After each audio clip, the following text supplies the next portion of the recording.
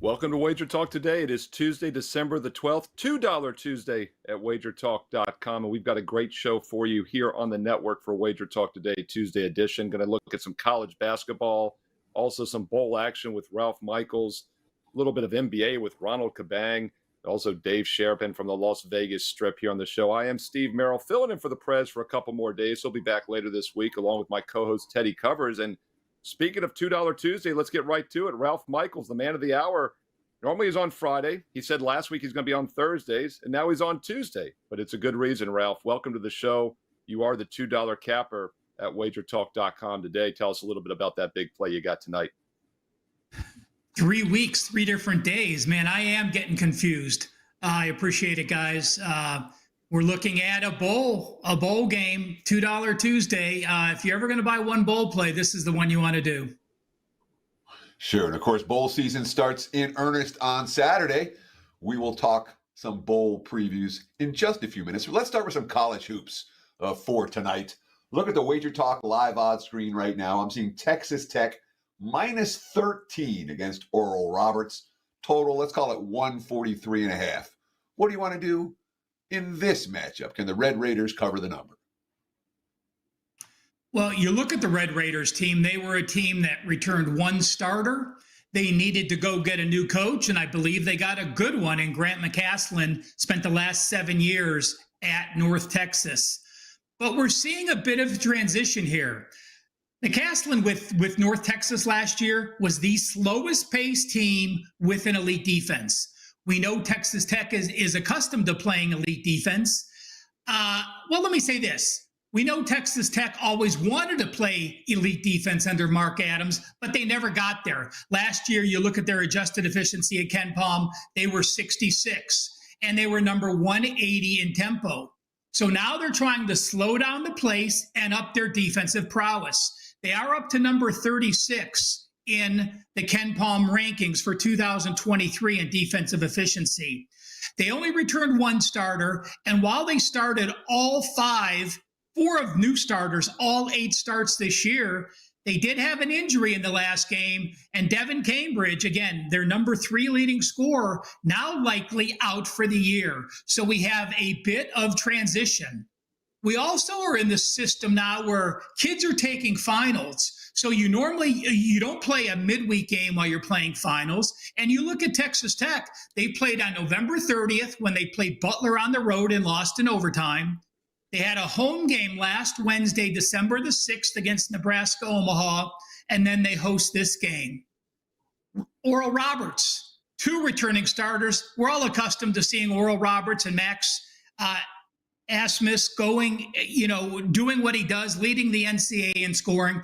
He left, so Oral Roberts returned 2 teams. What has impressed me under new coach Springman is their defense this year. They're number 58 in Ken Palm in defensive efficiency.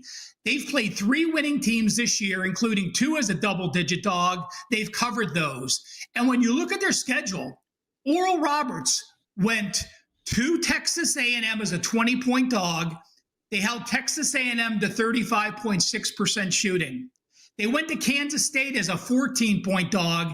They held Kansas State to 44.8% shooting. Oral Roberts has changed. Texas Tech going through transition. We're in that weird finals period. I think the 12 points, it was 12 earlier, now it's 13 points, is an added bonus. Oral Roberts, I believe, has a chance to pull the outright upset here. Wow, outright upset with a 13-point dog. Things do get funky during finals time. This is one of those times in college basketball where you see some shocking upsets. Ralph, it felt to me like you were also making a case for the under as you broke down that game. Do you think the under and the underdog are correlated in this one? Yeah, I do. And, you need turnovers when you're trying to get pace, because if both teams are slow paced and you don't get turnovers, you're eating up the clock like an option team running the football. If you get turnovers, that can speed up the pace of play. And when we look at the underdog, the team on the road, that's who I look at for turnovers. They are number 11 this year. They are only having 13 offensive turnovers per game, and they're number 295 on defense, which means they don't cause turnovers. So yes, this is a perfect example, Teddy. Two slow-paced teams. The underdog doesn't turn the ball over, doesn't force turnovers. That, to me, makes very long possessions on both sides of the ball. Ralph Michaels talking some college basketball. And don't forget the college basketball tip-off show will be back at 2 o'clock Eastern today on Tuesday. Also, the NBA tip-off show will be up later this afternoon as well. Here talking more basketball on the network. But let's talk some college football now, Ralph. You, of course, are the $2 capper for this Tuesday at WagerTalk.com. You've got only your fourth bowl total rated 4% or higher since 2018. You've gone a perfect 3-0 in the other ones. And that play, folks, doesn't go tonight. It goes obviously later, but you can only get it for $2 tonight. So you must get on board right now. Let's look at a free bowl play, though, while we have you, Ralph. What do you want to look at here? Bowls start this Saturday. Let's give us something, a chart maybe, that we can talk about. Handicapping the bowls. Obviously, it's trickier than ever with all the opt-outs, the transfer portal. But there's still some situational analysis that probably holds up. So let's look at your chart. And, of course, 6 wins is the magic number now. Everybody plays 12 games. You have to get to 500 to be bowl eligible. So it's interesting to see how these 6 or 7 win teams do here in these early bowl games. The number one most important issue handicapping bowls was motivation. Which team had more motivation? Were they playing in state? Were they playing a team they faced in the year? Were they playing for a bowl situation where they lost in this bowl previous or lost to this opponent? Now it's who's playing and who's not. Now, I do want to give a shout out to Action Network. They have a great site to go look for the bowl opt-outs, because it is so hard to keep track of. And these lesser bowls, you have less opt-outs because there's fewer players that are going to the NFL. You may have some going to the transfer portal. When I look at Jacksonville State and ULL, this is one of those 6-win teams. But remember this, when you are a 6-win team prepping for a bowl, for the rest of your career, every fan is looking at you as a winning team or a losing team. So to me, 6-win bowl teams is a powerful, powerful motivator. Does the data show us that? Well, this is 6-win teams against opponents that won at least 7 games or more. So one team is going to be a winning team or a losing team. The other team is going to be at least 500 or better. So when I take teams that had 6 wins going back to 2013, since 2008, those teams with 6 wins have covered 62%. Nice angle. It doesn't mean I'm absolutely going to bet them. It doesn't mean I might not fade them, but let's break it down a little bit more. If you are a 6-win bowl team playing an opponent with 7 or more wins and you've been a favorite, you have gone 66.7%. If you've been a dog of less than 12, dogs of 12.5 or more are a negative number. But as a dog of up to 12, you've gone 60.4%. And on the bottom of the chart, if you were a 6-6 team, but needed to win the final game of the regular season to even get to 6-6, you are now 66.7%. And if you won your previous game, you're now 6-6, and you're now a favorite, like Virginia Tech this bowl season, you have gone 12-3, 80%. So just some breakdowns. By the way, guys, these breakdowns are in my free Bet On It Bowl TNA guide. I have 17 bowl systems in that guide, a stat matchup with all the bowls, including versus winning FBS teams and away and neutral games, and all the team bowl logs going back to 2015. Yeah, I downloaded that college football bowl preview. And it's a good product, Ralph. It's something that I found very useful. And if I'm finding it useful, I would anticipate our viewing audience would find it useful as well. That's a free download from Ralph Michaels' page. Ralph, you brought up Virginia Tech specifically with that chart as a team that fit into the best category, the team off a win to get to 6-6. And now they're in an 80% ATS range for the bowl game, or at least 80% ATS angle. What other 6-6 teams do you have that fall into the positive expectation category for the start? Virginia Tech is the only one that is a favorite off a previous win. The other teams that are off a win in the 67% range are UL Lafayette, who I'm going to talk about in a minute, and Marshall. Those are the three. The overall 6-win teams, of course, Virginia Tech, Georgia Southern is in that favorites role, ULL, Marshall, and Boston College. So there are 5 this year. And remember, 62% means they're likely to go 3-2. It's nothing I'm going to base the system on, but when I start looking at the 6-win teams off a win in that 67% range, I feel so strongly about this bowl. I will either play on them or pass the game. I will not go against that 6-6 bowl team. This is something I followed for years and have had great success. And it makes perfect sense because, as you said, the number one key to handicapping the NFL preseason and now the college bowl season is motivation. You want teams that want to be there. And if you're 6-6, you're just happy to be in any bowl game. You're excited to play.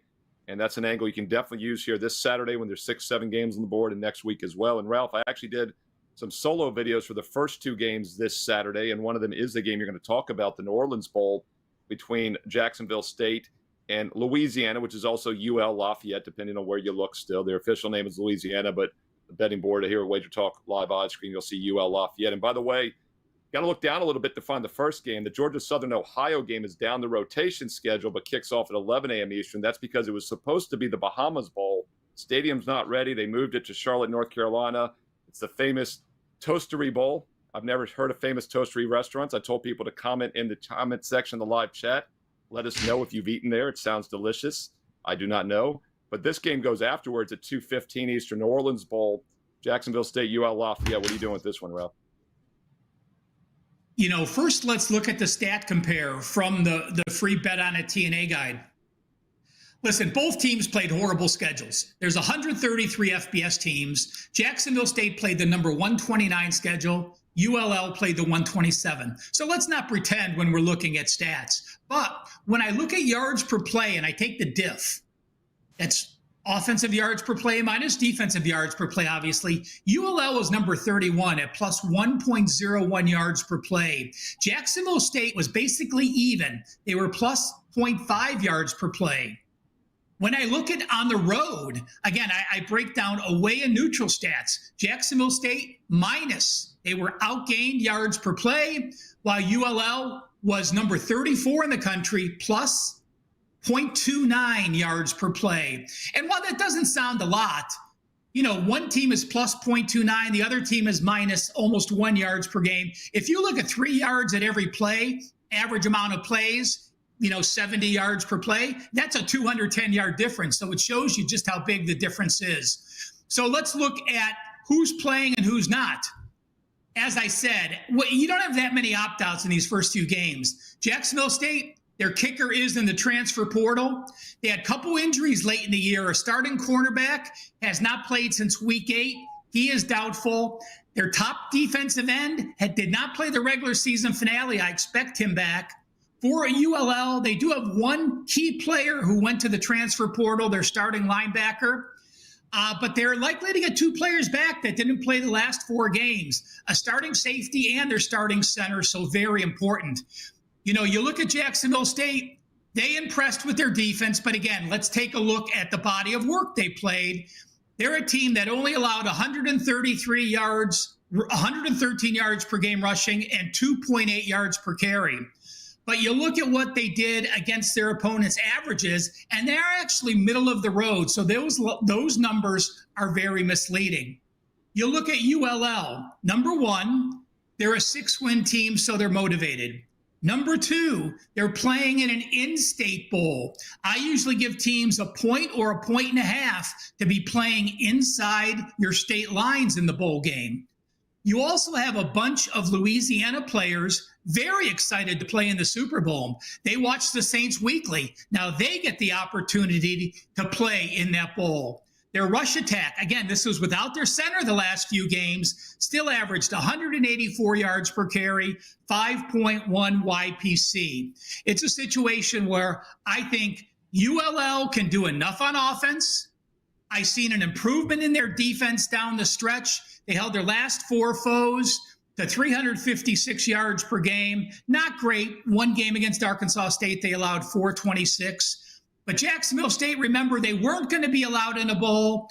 They are one of those transitional teams. They did get the waiver to do so, but they're off of that disappointing loss, losing against New Mexico State in the championship final. That's another situation I have with teams that lost their conference championship the previous game. You could check that out in the bowl.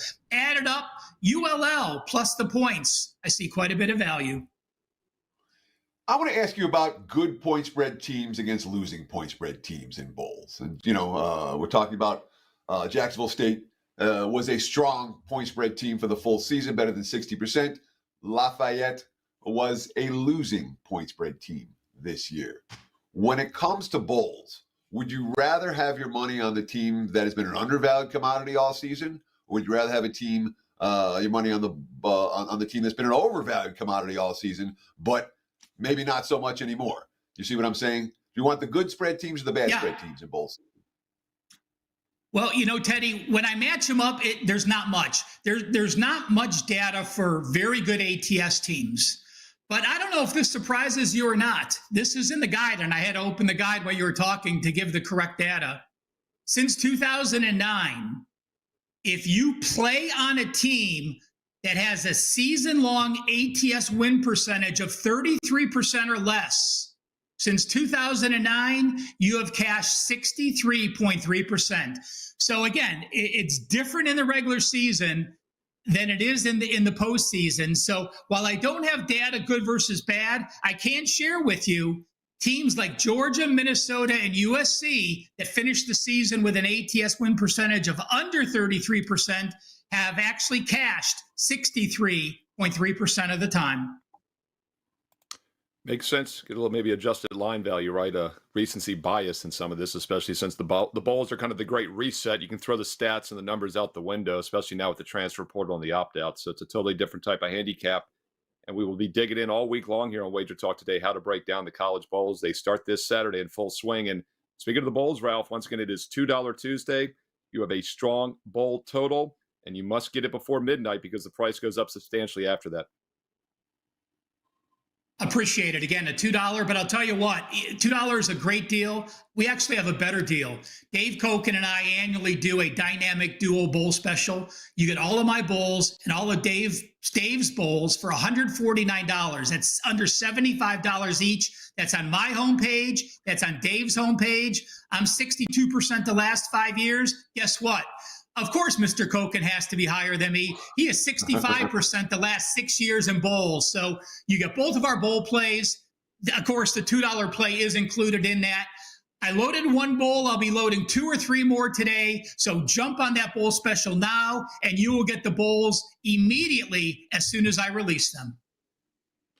Ralph Michaels, WagerTalk.com. And once again, he's got that strong $2 Tuesday bowl best bet. But like you said, the best deal, the way to make money is to play all the games consistently. Check out that 2-for-1 combo with Dave Koken and Ralph Michaels, available on both of their pages at WagerTalk.com. All right, Teddy, we're going to do a little What Bettors Learn segment. And by the way, you're going to have a big game breakdown coming up. Some people said they're looking forward in the chat to your big game breakdown. And that is going to actually be the Raiders-Chargers game. And Raven Ron chiming in saying Herbert is out for the season. So that's a big loss, obviously, for the Chargers. We're going to talk about that game, the Thursday night game, here in a moment. By the way, I did look up famous toastery restaurants. There are 3 in Virginia. Russell Deck said they're only in North Carolina, but I did find 3 in Virginia. It's a breakfast brunch type place, kind of like Broken Egg and First Watch. We got some of those around here as well. So, hey, look, it shows the marketing works, man. I never heard of the restaurant. I'm researching it as we speak here online. But, Teddy, before we talk bowl action and some NFL, some other stuff, let's recap Monday Night Football last night. It was the first time in history that we had 2 games on same time, different networks. How did Monday night play out for the viewers and, more importantly, for the sports books? Yeah, just real quick, I wanted to put one last cap on what Ralph was saying when it comes to the lousiest point spread teams, the teams at 33% or less ATS during the season, being positive expectation in bowl season. It's surely worth noting. Those are the teams that have been money losers all year, come into bowl season with no betting bandwagon whatsoever. When it comes, and of course, when there's no betting bandwagon, that means you're not likely to take as many wagers as teams with a huge betting bandwagon who've been covering point spreads all year.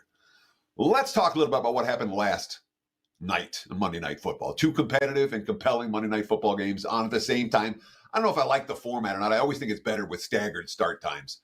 Nonetheless, we've talked about it on this show before. The parlays, the long shot scores, betting a little to win a lot.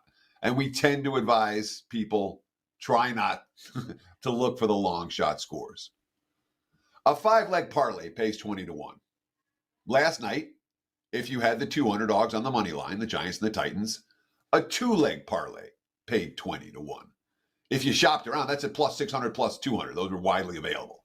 If you shopped around, you could find plus 650, plus 220. That paid 23 to 1.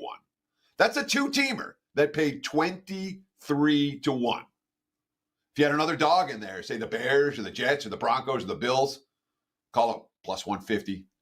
Now it's 59 to 1 on a three-teamer. They don't hit every day, but you get the right weekend and diversify your portfolio with some round-robin parlays so you don't have to hit everything. That's how you hit a big score. That's how you turn $20 into $1,000 or 200 into 10 grand. It's the book's biggest vulnerability.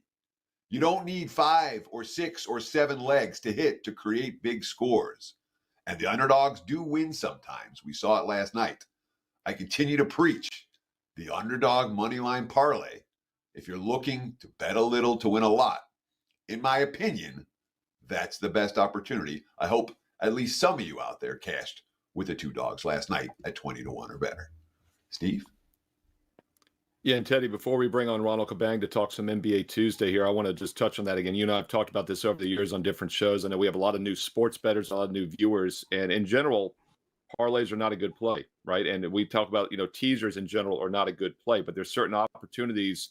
NFL 6-point teaser when you're covering the key numbers. Technically, that's a two-team parlay. You can have an advantage there. But money lines in general are something I want to dig into really quick here because you and I, we always say if you like a dog, probably in the NBA also, the NFL, college football, medium price dog in college football, it's probably worth sprinkling some on the money line because those teams, when they do cover, they win outright quite often, especially when it's a touchdown or less. Yet we're not playing favorites, right? We're not playing money line favorites. We're not doing money line parlays with favorites. It's a totally different beast. And you hear a lot of people take, two big baseball favorites, two minus 250, minus 300 Dodgers and Yankees, and they tie them up in a parlay. And I always say you're not changing the math. Yes, you're not going to lose as much when one of them loses, but you're not changing the math. And granted, you're not changing the math here with the underdog parlays, but what you're touching on is a very important investment concept, whether it's the financial markets or the sports betting markets, a money management concept, risking a little to win a lot. And that's the beauty of the money line underdog parlay. So just, quickly, once again, explain that you're not talking about taking two big favorites and doing it because it doesn't work in that role. Of all the things that casual bettors do that make me nuts, when they're like, yeah, I'm throwing this $3, I'll throw the $3 favorite and juice up the parlay a little bit. Your $3 favorite makes your odds this much better. Your $3 dog makes your odds this much better. It makes a huge difference. This is not about favorites. When you're looking for long shot scores, underdog money line parlay. When multiple sportsbook directors around town tell you, yeah, that's our biggest vulnerability, I tend to listen. Yeah, exactly right. I've always said, if you want to know what sports are most vulnerable, just look at the limits, right? You can bet 50,000 on an NFL game. You can bet 5,000 maybe on a college basketball game. That's another way you can tell which lines are softer out there if you're a new bettor. And money line parlays, you have to have a long-term approach, right? You don't have to hit 5-10% of the time. You can make money with some of these, which means you're going to lose more than you win. But when you win a lot more than you've lost to those small losses. So it's something to keep an eye on, but you got to do it consistently. Don't pick and choose because then you kick yourself when it hits and you don't play it. Ronald Cabang, let's talk some NBA. And Ronald, same concept I think works in the NBA as well. When you have live dogs, you can play a little bit on the money line with plus money dogs. And of course, the NBA tip-off show will be on this afternoon. Kevin Dolan and I did a little pre-tape. I'm going to do mine right after the show here. We'll have that up here in a couple hours, the NBA tip-off show for Tuesday. And Ronald, let's get right to it. The in-season tournament is over. We've got some of those teams playing tonight. How are you handicapping this Celtic game? Well, no, Come on, you can tell us. Unmute yourself. You can tell us. It's not a secret. Nope. We've got dead air. air. Make me mime for you. Oh, I don't can make me see him talk though. for you. It never turns out well. I love the Right Celtic here. games. Oh, come on. I want to talk for Ronald. Teddy, do you ever do it in the NBA though? Do you play money line underdogs when you like a plus money, like a 5-point dog, maybe? Yes. There's always the debate of how much of your wager you're going to put on the money line when you're betting the dog. And that's even Right. 25 years in, I struggle with that. Do I want to make it, is it 20% of my total wager? Is it a third of my total wager? Is it 10% of my total wager? That tends to be the range between, 1/10 and 1/3. But it's always a struggle. It doesn't get easy. Doesn't matter how long you do this, it doesn't get easy. And then once again, we'll bring Ronald back on, but the consistency is my recommendation. Granted, you probably should put a little less on a 10-point dog versus a 3-point dog, but I'd say keep it simple. Tell yourself, beginning of the season, when I'm playing an underdog in the NBA or the NFL, I'm putting 25% of the unit on the money line. I'm putting the other 75%, where you just keep it consistent. So like Teddy said, you don't end up kicking yourself afterwards when you put too much or too little. Ronald, welcome to the show. Tell me about the Celtic Yeah, game. can you guys hear me now? Are you guys Yes, sir. we good? Ronald, unmute yourself. No, I'm just kidding. We Again? can hear you. All right, let's go. Oh, I had to do that. I had to do that, Teddy. It was too easy, man. It was low hanging fruit. I had to do it. Oh my All right, we God. messed with them enough. Talk about the Celtic game, my man. Yeah, this Celtics game. I was actually focusing on the first half of this game. I know the Celtics have been one of the better first half teams in the league, 16-5 ATS in the first half alone. But if you're just looking at situational things as well, you look at the Cavs coming off of that loss to the Magic yesterday. Obviously, they're 13-10 on the season. They're not doing as well as I expected them to be. I think Garland has been struggling this season. They've been putting things together defensively. I think it's just that offensive inconsistency that's been hurting them. Obviously in the second leg of back-to-back road games here. This is also the third game of a 4-game road trip. They do face the Celtics again on Thursday. So if this is one of those situations where bettors want to watch the first game and make a decision on the second game, that's something that a lot of people do. But I'm actually going to take the Celtics in the first half here.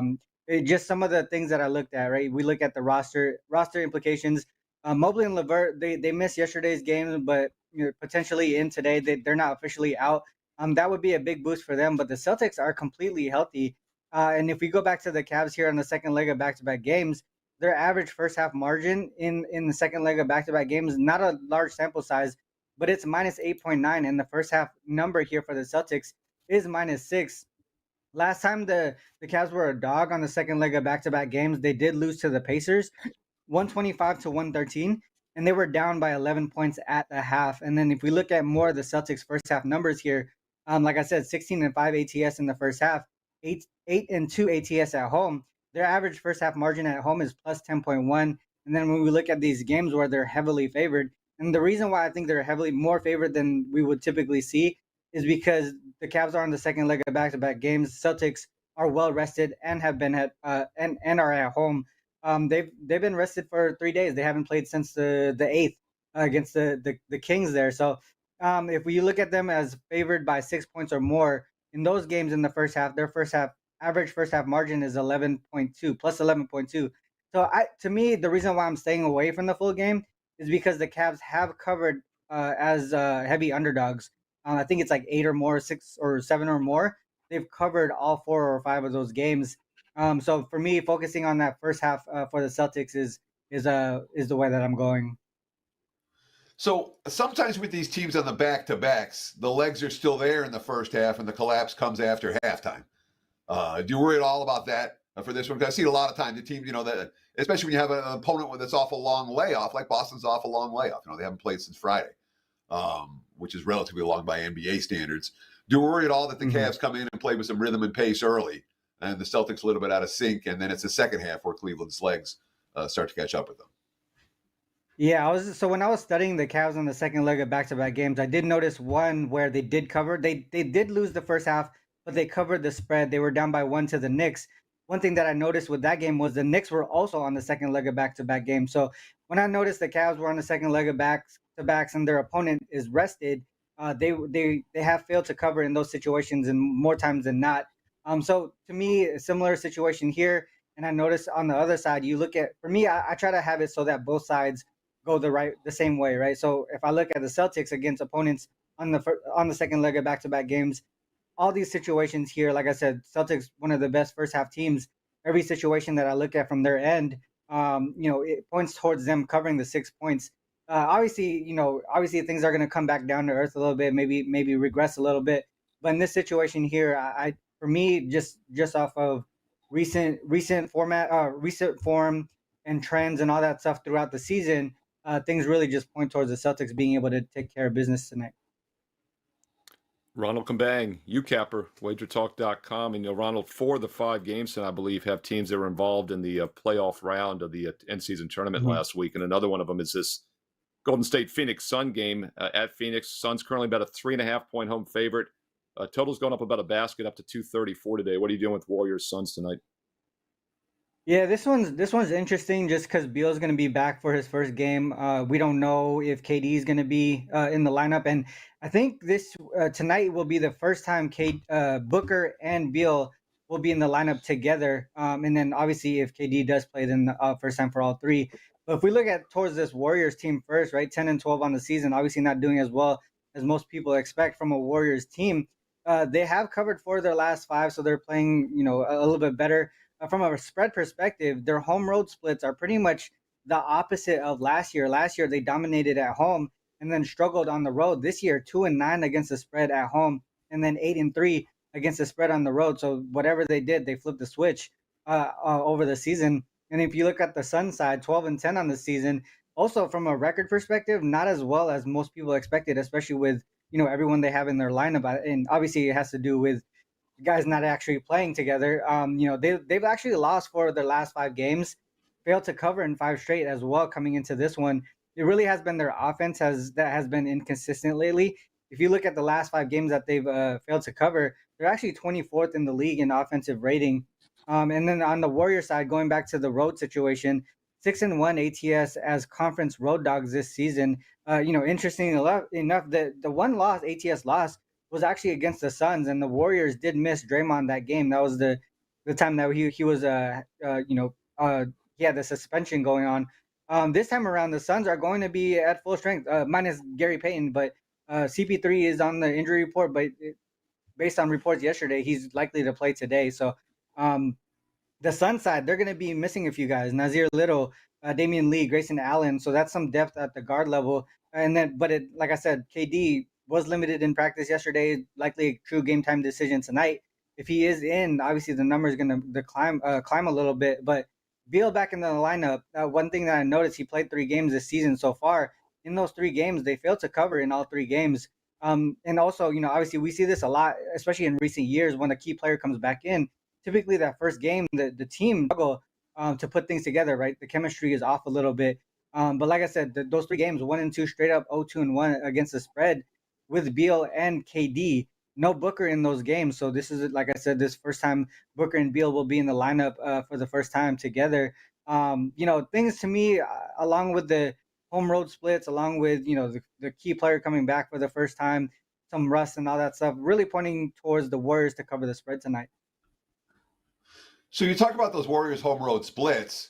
They opened the season. They won at Sacramento. They won at Houston. They won at New Orleans. They won at OKC. They won at Detroit.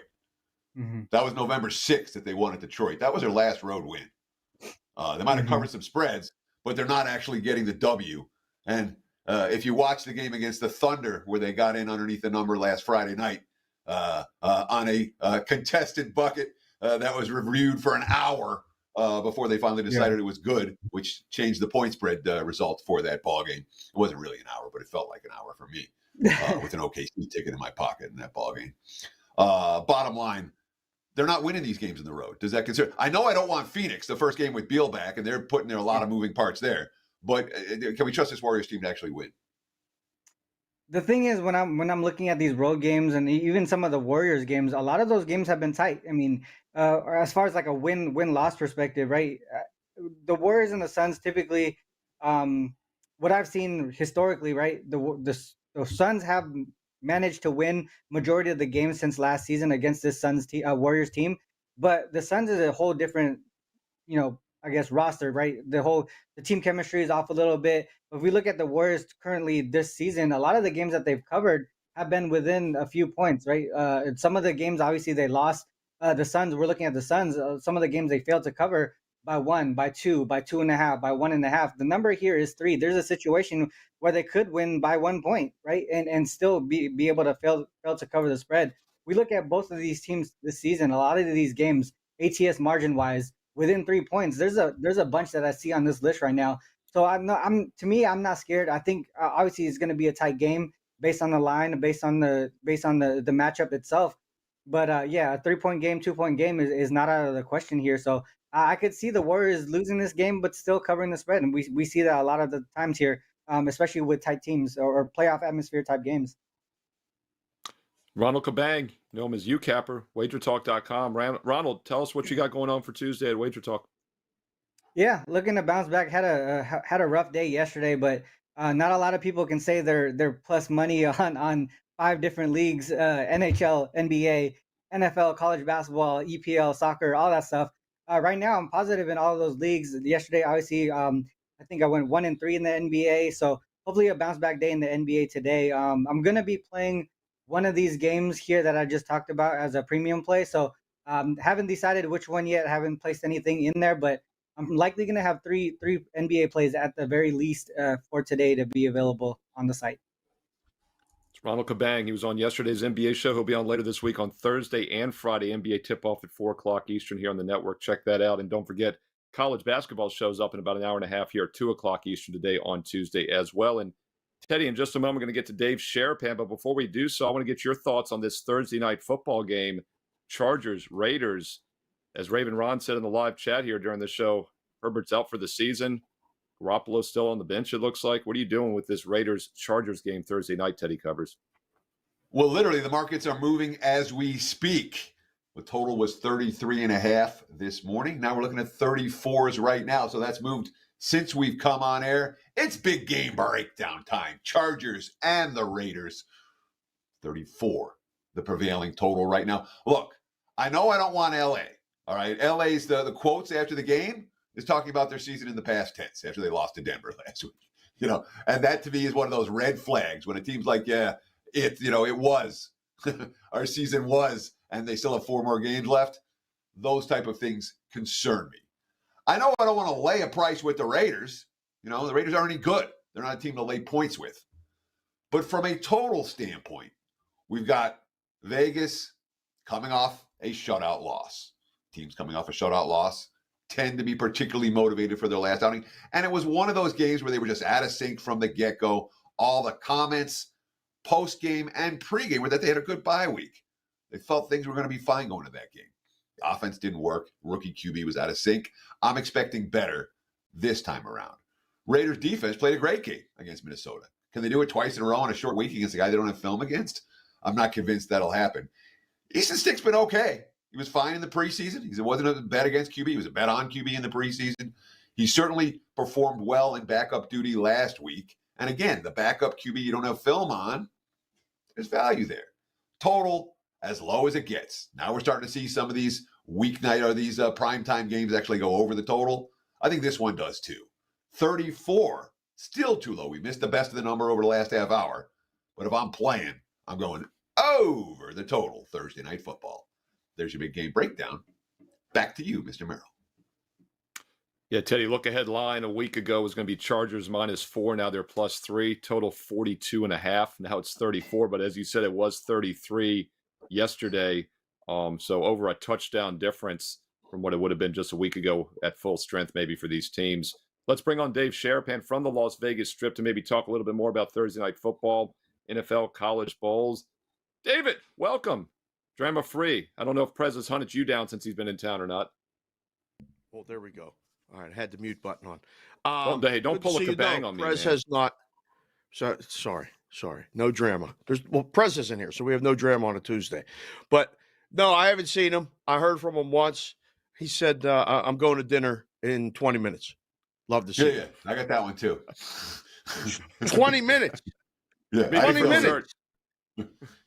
The place was 40 minutes away that he was going you're all to. the way out in Summerlin. You're far from everything, right? Yeah. I said, thanks, Prez. Let me know. I said, I'll be around all week. Let me know when you have time. I haven't heard anything yet. But it is worth noting, nothing's far in Vegas. There's no place in town that's more than a half hour away from anywhere else. Right. Right. It's a well-designed town in that regard. Even if you live at the far end of Summerlin, you're on the Strip in less than half an hour. So correct. Well, Teddy, you and Dave are probably pretty far apart, though. Isn't Henderson one way, Summerlin's the other way, though, right? I'm in Southern Highlands, but we're probably 20 minutes. I don't know. I've never been to his house, but one day when he invites me, I'll let you know. But 25 minutes. Yeah. Everything's less than half an hour. Without the Formula One race in town. With no Formula One traffic. The Formula One traffic is done. So exponentially higher. I actually was out and about this weekend. Yeah. So we'll see. I'm going to try to track Prez down today so he doesn't tell me that, he left town. That'll be the next. Dave, let me ask you real quick. I'll let Teddy throw where he wants to go, but we're talking about these totals, like 34 now in the Thursday night game. We obviously have seen a 6-0, a 3-0 game. I mean, am I in the hot tub time machine? Are we going back to the 1990s? I mean, these games are like, these totals are more than a touchdown or two lower than they were just a couple years ago. I mean, what's going on? They're a touchdown lower than they were a couple weeks ago. Like the numbers have been dropping, the opening number. Now, like you start at 40, 38, okay, but now their starting points are 34. The end games are in the 20s and immediately when you're watching the games. It's really hard to quantify at the beginning. Where the number ends up, I mean, the market tells you that. It's the openers that I'm finding it's justified. You watch some of these games, they should be low. We have half the leagues playing with a backup quarterback right now. So you got to start the number lower, see where the bottom is, and then, take the bets. But I don't know. You saw it last night that they're starting to get it together. There's games that look like they should be dead unders. They are dead unders. And then the last 5 minutes of the game happens and it goes over. So I think you're starting to see it happen where games that you have pegged or even watching during the game are dead unders become overs just like that. So I see you wearing a Bills hat today. Buffalo has put themselves back in contention in the AFC. Yep. Give me your final four. I'm not even going to ask you for the Super Bowl winner. Give me your final four. Give me your top two in the AFC, your top two in the NFC. I think Baltimore. I got the doubts about Miami now. I don't think it's the AFC South winner. I'm not really sure about Kansas City. I'm giving you a chance to put Buffalo in there because you're wearing a Buffalo hat. Well, yeah. No, Buffalo's legitimately – I have guys that have been buying Buffalo win AFC tickets and win Super Bowl tickets for 3 weeks, going – they have to figure out a way, to win the game before Kansas City. They didn't, but they won the Kansas City game. They have a hard schedule. They play Dallas this week. It's the game of the week. This will determine a lot of things, whether Buffalo makes it or not, I think, whether Dallas stays in the running for the number 1 seed. This is a huge game, and everybody's on Buffalo that I know. So I got this at the discount rack a few weeks ago when they lost to the Eagles. This was where the jacket was nothing.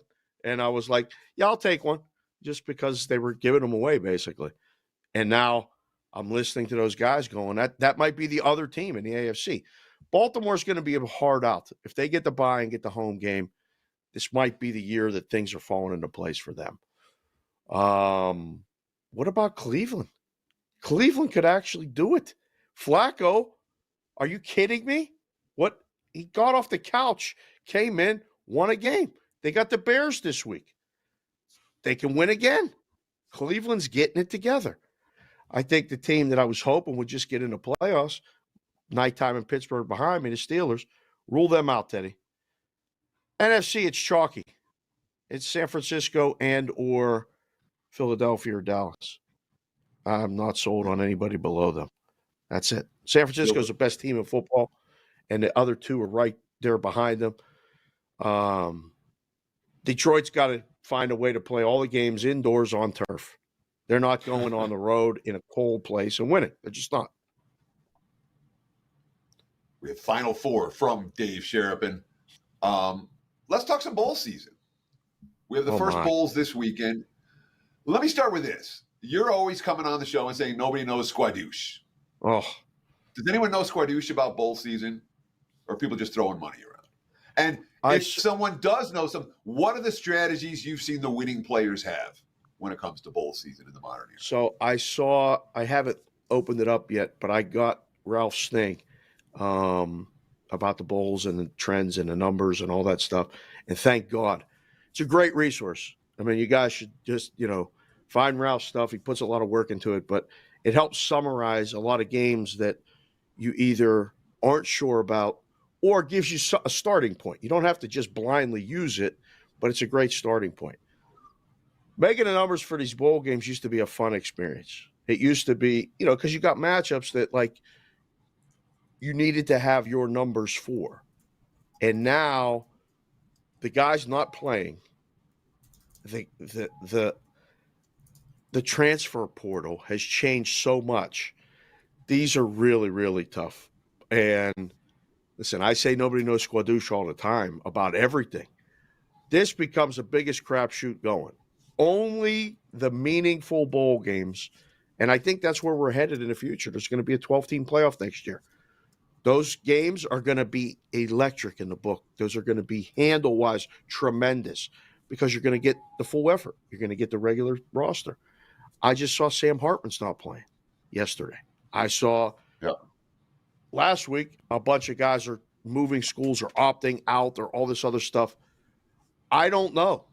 I grabbed the sheet from the book over the weekend and I put it down. And usually I'd already been doing the work like Sunday night, yesterday, getting ready for this week.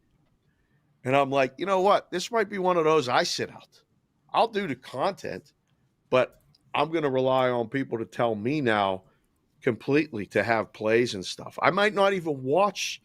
I used to watch every single game looking for an opportunity for an in-game or something like that. Now they really are exhibition games, Teddy. I don't know. Word on the street is that even the early moves and nobody's really playing them.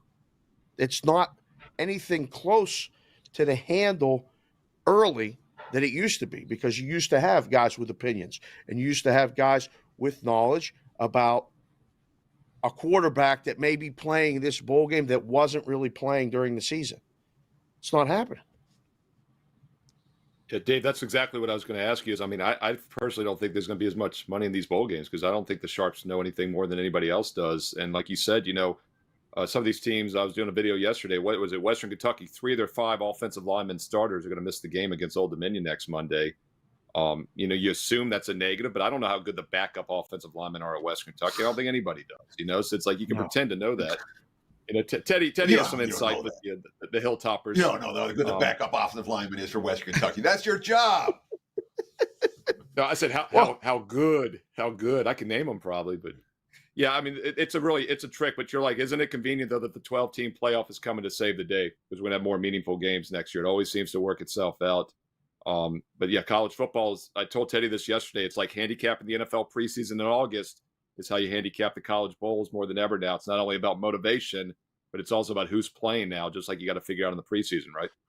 Yeah, I think so. And a lot of times people get caught up in the line movement, right? I can tell you this, the books are moving the lines way different in these bowl games than they have in years past. There's not a pattern. There's not anything. It's volatile as could be. So just because a team went from -7 to pick doesn't mean that it can't win. It just means a lot of people bet it or 2 people bet it and they bet the second and third number. 7, you go, to 6, maybe 5.5. Or they took that. Wow, maybe go to 3. They took that. Somebody else took that. You go, okay. The initial number we had was completely wrong. Just put pick. And someone will see that and go, oh, wow, that's an avalanche of money on this side, that side. Doesn't mean that at all. So don't get caught up in the line moves as far as, you can read a lot from line moves in different sports. But the bowl games, out the window. It's a good equivalent to say it's like the preseason. It's information-based, yes. But they at least get to play the games. Whereas, like the draft, you get all this information-based market, and then it's a draft, and the book goes, all right, well, why are we doing this? So I don't know. I had a great discussion with someone last night at dinner about the bowl game system in general, and I said, are they going to do the bowl games after, like, next year? Why would anybody go play in the Citrus Bowl, Teddy? I can't figure it out. Like, what teams? I mean, Liberty's going to the Fiesta Bowl. It's their Super Bowl. They're playing Oregon. That's awesome. Why would anyone go play them? What stands to gain from them other than money? I don't know. You just answered the question, which is money. The bowls themselves make money. The players have the NIL money. Everyone's making money off the bowls. The bowls will continue. It's just how it is. If bettors can make money off the bowls, then we've done our job right. Yes. Dave, we're out of time, my friend. Yep. They can find you on Twitter at SportsBK Consigliere, SportsBK Consig. Talk about what you have to promote before we let you go.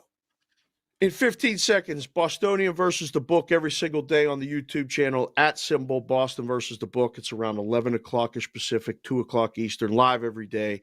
Streams later on Sports Grid TV, Sirius XM Radio 159, in which I'm on the air every day, Monday through Friday, in-game live, 5 o'clock Pacific, which is 8 o'clock Eastern, every day for 2 hours, 8 to 10. And then cash considerations, we brought the show back last week. The boys and I did the games in the NFL, got almost every game right. The show was entertaining. It was there. And that's it for now. We're taking a week off after today. So we'll be done the rest of the week. Holidays, I'll find Prez. Teddy, if I find Prez, I'll corner him, and I'll text you. We'll get him somewhere close to Henderson. No? I want no – it's fine. You can hang out with Prez. I'll see him on air soon enough. Oh, very good. All right. See you guys. Yeah, Teddy got Prez on Sunday. He got to see him watch his Lions go down. Prez's Lions go down to the Chicago Bears. So, hey, speaking of which, the math models I look at, the Bills right now, 28% chance to make the postseason. Browns, 88% chance that Dave referenced. Even see a math model has the Browns a 10% chance to make the Super Bowl. So I thought that was interesting. He brought up Cleveland there. We'll see how that – those odds seem a little high to me, but that's what the math models are saying. That is Teddy Covers. I'm Steve Merrill. We'll do this again tomorrow on Wednesday. In the meantime, don't forget it is $2 Tuesday for Ralph Michaels. Must get his advanced bowl play tonight for $2. Otherwise, it goes to $35 after midnight. And don't forget there's other great specials and promos as well.